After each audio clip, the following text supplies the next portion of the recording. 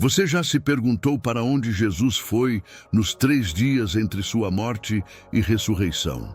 A Bíblia menciona algo chocante que muitos pastores evitam comentar no púlpito. Hoje, aqui no verso sagrado, vou revelar o que aconteceu naquelas 72 horas misteriosas que podem mudar completamente sua compreensão sobre a vitória de Cristo. Pense nisso. Se Jesus realmente desceu ao inferno, o que ele foi fazer lá? E por que esse detalhe é tão pouco falado nas igrejas? Muitos líderes religiosos preferem deixar esse assunto de lado, talvez por receio de entrar em terreno teológico controverso ou por não compreenderem totalmente o significado dessa descida. Desde os primeiros séculos da Igreja, os cristãos têm debatido o que exatamente aconteceu nesse período. Será que Jesus sofreu? Será que ele pregou aos mortos? Ou será que ele estava conquistando territórios espirituais? São perguntas que atravessam os séculos e que merecem nossa atenção. Prepare-se para uma jornada às profundezas da Escritura que vai transformar sua fé e sua compreensão sobre o sacrifício mais importante da história. Vamos explorar não apenas o que a Bíblia diz diretamente sobre esse assunto, mas também como essa doutrina se desenvolveu ao longo da história da Igreja e o que ela significa para a nossa vida espiritual hoje. Se você quer desvendar esses mistérios profundos da Bíblia comigo, aqui no verso sagrado, já deixa seu like e se inscreve no canal, porque o que vamos descobrir juntos hoje pode revolucionar a forma como você entende a obra completa de Cristo. Imagine a cena, sexta-feira da paixão. O céu escureceu, a terra tremeu e o corpo de Jesus foi colocado num túmulo frio. Mas onde estava seu espírito naqueles 3 dias? Para compreender melhor esse mistério, precisamos nos transportar para Jerusalém do primeiro século. Jesus acabou de ser crucificado depois de um julgamento injusto e apressado. Seus discípulos estão escondidos, temendo ser os próximos. As mulheres que o seguiam estão em profundo luto. No templo, o véu rasgado de cima a baixo ainda causa espanto entre os sacerdotes. A cidade inteira está agitada após os eventos sobrenaturais que acompanharam a morte do Nazareno. Trevas em pleno meio-dia, um terremoto inexplicável, tumbas que se abriram. Enquanto isso, o corpo de Jesus repousa no sepulcro de José de Arimateia, lacrado e guardado por soldados romanos. O credo apostólico, recitado por cristãos há quase 2000 anos, afirma algo surpreendente. Desceu aos infernos. Não é impressionante como passamos por essa frase sem perceber o peso dela? O que significa dizer que o Filho de Deus desceu ao reino dos mortos? Este credo, um dos mais antigos e universais da fé cristã, não foi escrito pelos apóstolos originais, mas representa o núcleo da fé apostólica que foi transmitida através dos séculos. A menção à descida de Cristo ao inferno não é uma adição tardia, mas parte integrante da compreensão primitiva do evento pascal. Os discípulos estavam em choque, as mulheres choravam, mas algo extraordinário acontecia nos lugares ocultos da eternidade. Uma batalha invisível que poucos compreendem, mas que está registrada nas páginas da Escritura. Em primeira carta de Pedro, capítulo 3, versículos 18 a 20, encontramos algo fascinante. Pedro escreve que Jesus foi pregado em espírito aos espíritos em prisão. Vamos ler diretamente. Pois também Cristo padeceu uma vez pelos pecados, o justo pelos injustos, para levar-nos a Deus. E, na verdade, foi morto na carne, mas vivificado pelo Espírito, no qual também foi e pregou aos espíritos em prisão, os quais noutro tempo foram desobedientes, quando a longanimidade de Deus aguardava nos dias de Noé. Ele foi até os espíritos em prisão. Mas quem eram eles? Por que essa visita era necessária? Alguns estudiosos acreditam que eram os espíritos dos antediluvianos, aqueles que viveram antes do dilúvio. Pedro parece indicar isso quando menciona explicitamente nos dias de Noé. Seriam almas que rejeitaram a mensagem de Noé e agora estavam recebendo uma última chance através da pregação de Cristo. Outros pensam que eram anjos caídos. Esta interpretação se baseia na referência aos filhos de Deus, mencionados em Gênesis capítulo 6, que, segundo alguns intérpretes, seriam anjos que abandonaram sua posição celestial. Pedro estaria então conectando esses seres com os espíritos em prisão. Há ainda uma terceira interpretação, que Jesus estava proclamando sua vitória sobre esses espíritos, não oferecendo salvação. É como um general vitorioso que marcha pelo território conquistado para declarar oficialmente sua supremacia. O que torna essa passagem ainda mais intrigante é que Jesus não foi como prisioneiro, ele foi como proclamador. A palavra grega usada aqui, ekerixen, está ligada à proclamação heráldica, ao anúncio autoritativo de um mensageiro real. Cristo não estava pedindo permissão para entrar. Ele estava anunciando algo com toda a autoridade divina. E se isso não bastasse, há outro texto misterioso. Em Efésios capítulo 4, versículo 9, Paulo afirma que Jesus desceu às partes mais baixas da terra. Leiamos o contexto. Mas a cada um de nós foi dada a graça conforme a medida do dom de Cristo. Por isso diz, subindo ao alto, levou cativo o cativeiro e deu dons aos homens. Ora isto, ele subiu, que é, senão que também havia descido às partes mais baixas da terra. O apóstolo está falando do Seol, o reino dos mortos no entendimento hebraico, ou está se referindo às profundezas espirituais da condição humana? Alguns interpretam essa descida simplesmente como a encarnação de Cristo, Deus descendo à terra. Outros veem aqui uma clara referência ao mundo dos mortos, às regiões subterrâneas, conforme a cosmologia antiga. O que sabemos é que essa descida não era o fim, mas apenas o começo de algo grandioso. Paulo conecta diretamente essa descida com a subsequente ascensão triunfal de Cristo, sugerindo uma conquista espiritual de proporções cósmicas. Um terceiro texto crucial é Atos capítulo 2, versículo 27, onde Pedro, citando o Salmo 16, declara sobre Jesus: "Pois não deixarás a minha alma no Hades, nem permitirás que o teu santo veja corrupção." Este versículo confirma que a alma de Jesus esteve no Hades, o reino dos mortos, mas não permaneceu lá. O que muitos não percebem é que o inferno mencionado aqui não é necessariamente o lago de fogo que conhecemos das descrições do juízo final. No pensamento judaico da época, existia o conceito do Seol, em hebraico, ou Hades, em grego, que representava o reino dos mortos em geral.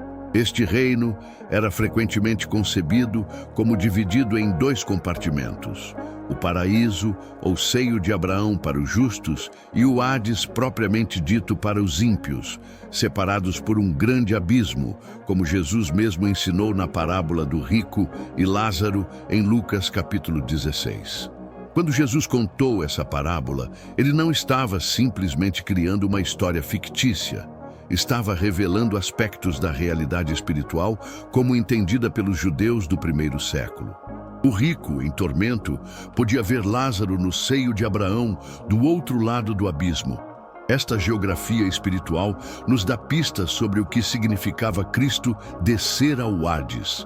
Em hebraico, a palavra Seol aparece aproximadamente 65 vezes no Antigo Testamento, geralmente traduzida como sepultura ou habitação dos mortos. Não tinha necessariamente a conotação de punição, mas simplesmente indicava o destino de todos os mortos, justos e injustos. Quando dizemos que Jesus desceu ao inferno, a palavra original no grego é Hades, o reino dos mortos. Na Septuaginta, a tradução grega do Antigo Testamento, Hades é usado para traduzir Seol, mostrando a equivalência desses conceitos. É importante notar também que na teologia judaica, o verdadeiro inferno, como lugar de punição eterna, a Gehenna, era distinto do Seol, Hades. A Guiena era o destino final dos ímpios após o julgamento, enquanto o Seol era o estado intermediário de todos os mortos. Mas então, se todos os mortos iam para o Seol, Hades, ainda que em compartimentos diferentes, o que mudou com a descida de Cristo a esse lugar? Teria sido apenas uma experiência pela qual ele precisava passar como humano? Ou havia um propósito maior, um ato redentor que aconteceu nesse reino invisível? Mas agora vem a grande questão. Por que o Filho de Deus precisaria descer a esse lugar? Seria apenas para proclamar sua vitória?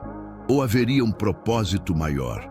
No Salmo capítulo 16, versículo 10, que Pedro cita em seu sermão em Pentecostes, diz: Não deixarás minha alma no Seol, nem permitirás que teu santo veja corrupção.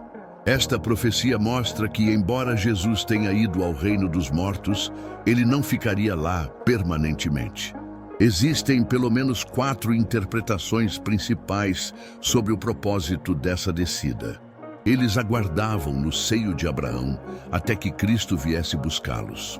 Nesta visão, Jesus abriu as portas do paraíso para esses santos. Uma segunda interpretação sugere que Jesus foi pregar o Evangelho àqueles que morreram sem ouvir a mensagem da salvação. Esta visão se baseia principalmente na passagem de 1ª Carta de Pedro, capítulo 3, que mencionamos anteriormente, e é reforçada por 1ª Carta de Pedro, capítulo 4, versículo 6, que fala do Evangelho sendo pregado também aos mortos.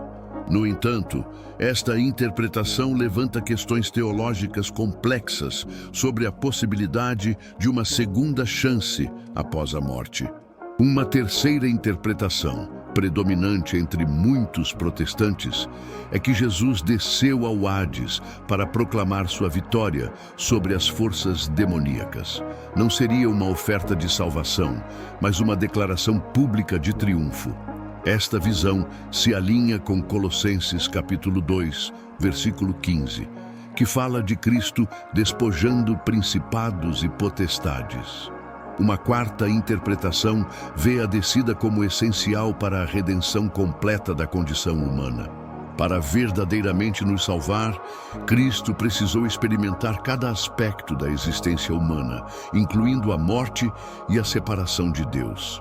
Ao descer ao Hades, ele santificou até mesmo essa experiência, não deixando nenhuma dimensão da existência humana intocada pela graça divina. E aqui está um detalhe que poucos percebem. Em Apocalipse capítulo 1, versículo 18, Jesus declara: Estive morto, mas agora estou vivo para todo o sempre, e tenho as chaves da morte e do Hades. De onde vieram essas chaves? Por que Jesus faz questão de mencionar que as possui?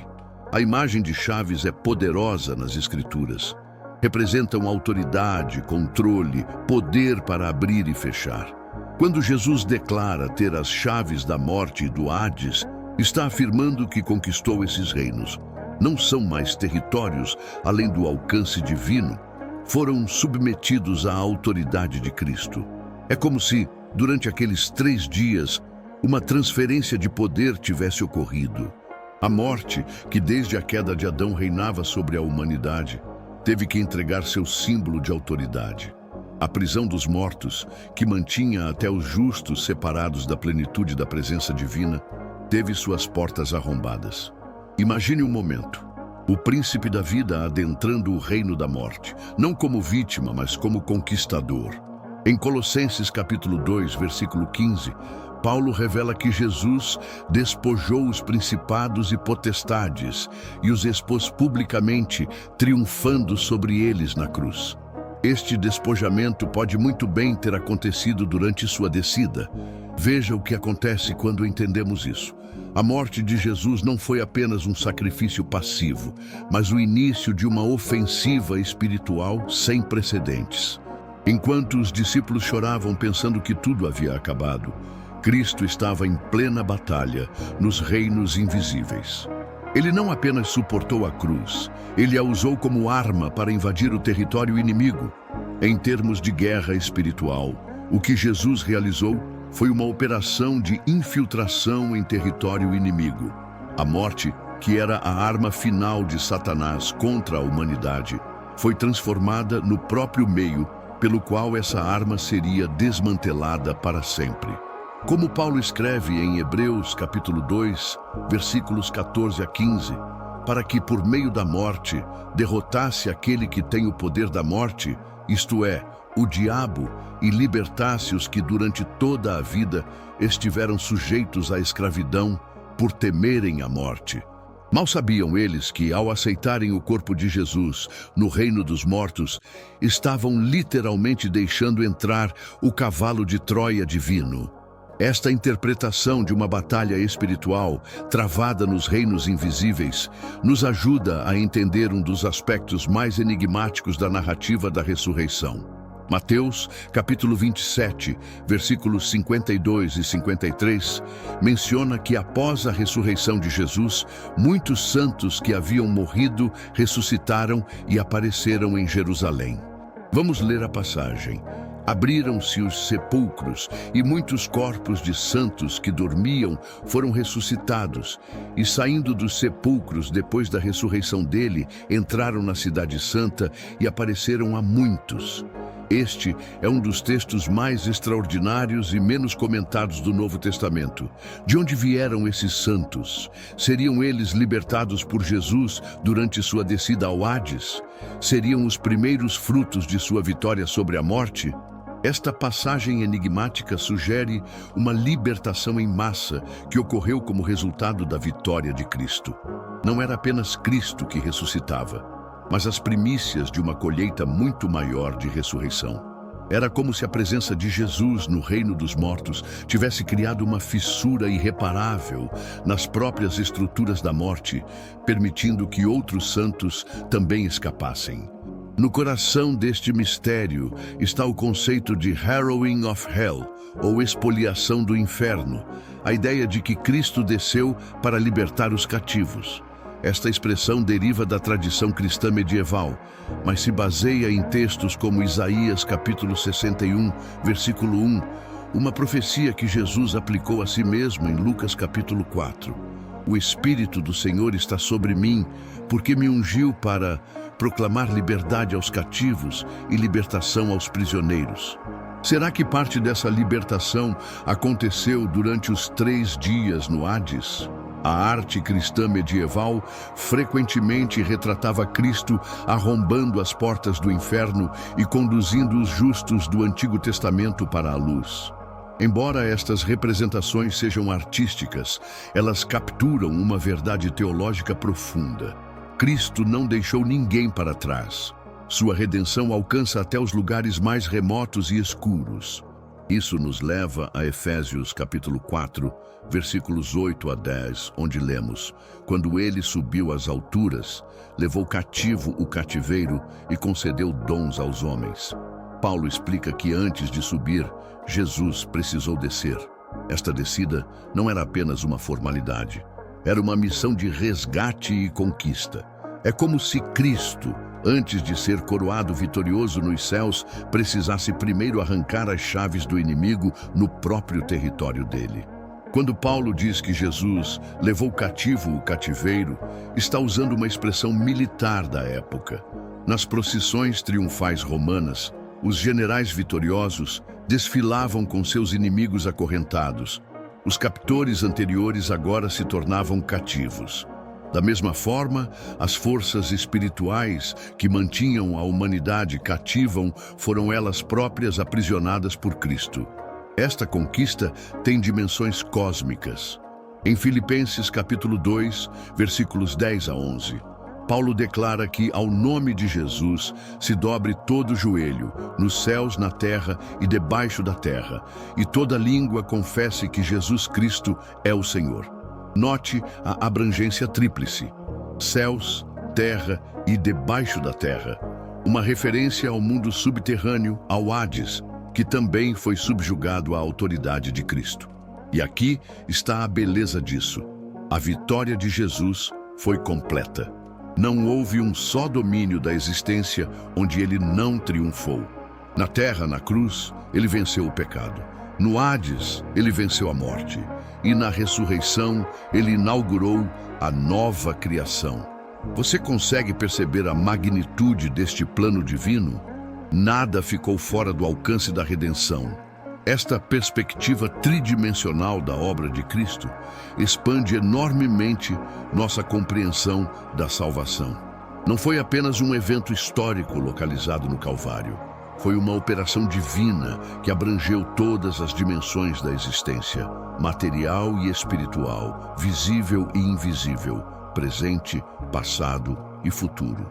Como Paulo declara em Colossenses capítulo 1, versículo 20, Deus quis por ele reconciliar consigo mesmo todas as coisas, tanto as que estão na terra como as que estão nos céus, estabelecendo a paz pelo seu sangue derramado na cruz.